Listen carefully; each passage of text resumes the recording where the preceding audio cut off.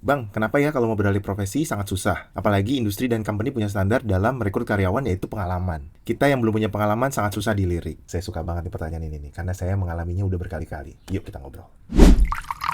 Bismillahirrahmanirrahim. Assalamualaikum warahmatullahi wabarakatuh. Kenalin, nama saya Fajar dan saya sudah kerja lebih dari 20 tahun di berbagai macam background industri. Ini ada satu pertanyaan menarik nih teman-teman. Bang, kenapa ya kalau mau beralih profesi sangat susah? Apalagi perusahaan maunya yang sudah berpengalaman. Sedangkan kalau kita switch karir ya, ini konsepnya switch karir ya.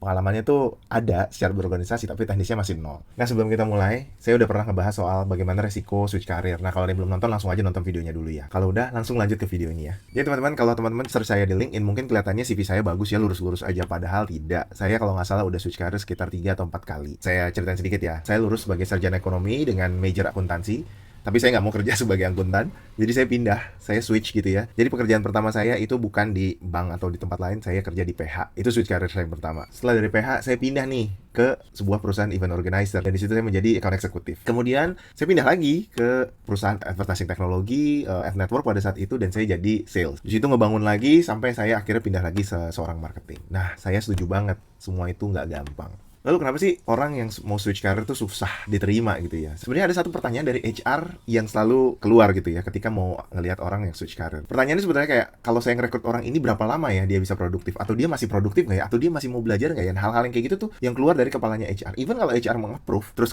dikasih ke end user, dia akan hanya hal yang sama. Ini orang atau ini kandidat masih mau belajar nggak ya? Nah, itu pertanyaannya kurang lebih. Tapi nggak usah kecil hati, karena kita udah punya modal pengalaman berorganisasi, dan itu sebenarnya nggak dinilai nol. Cuma pengalaman teknisnya nih yang masih dinilai nol. Jadi kita harus kembali belajar. Tadi pertanyaannya adalah susah kan, karena HR biasanya ngelihat pengalaman. Oke, hintnya adalah balik lagi. Banyak orang yang bilang perbanyak link, perbanyak networking. Itu betul. Karena selain pertolongan dari Allah, networking kita itu juga bisa jadi salah satu jalan untuk kita bisa switch career. Hanya contoh, saya punya teman kerja di digital marketing pada saat itu. Saya pengen banget pindah ke industri itu gitu ya. Teman kita bisa menjadi preferensinya gitu ya. Jadi kita ngelamar, terus HR bisa cek ke teman kita. Jadi balik lagi, betul kalau misalnya ada pepatah yang bilang perbanyak link, perbanyak networking, itu penting banget. Iya, betul. Saya setuju. Makanya banyak deh bangun koneksi kamu. Jadi kalau lagi main futsal, itu coba ngobrol. Jangan cuma di circle-nya aja. Coba ngobrol sama teman yang lain. Kali aja ada potensi-potensi networking yang bisa kamu jalin. Sekali lagi teman-teman, yang mau switch career tetap berusaha dan tetap berdoa, dan hasilnya kita pasrahkan kepada Allah Subhanahu wa taala. Switch career itu bukan soal berani pindah aja, tapi berani menjadi murid lagi dan memulai semua prosesnya dari nol lagi. Itu dia obrolan kita kali ini tentang switch career. Semoga Allah mudahkan ikhtiar kita, dan barakallahu fikum. Wassalamualaikum warahmatullahi wabarakatuh.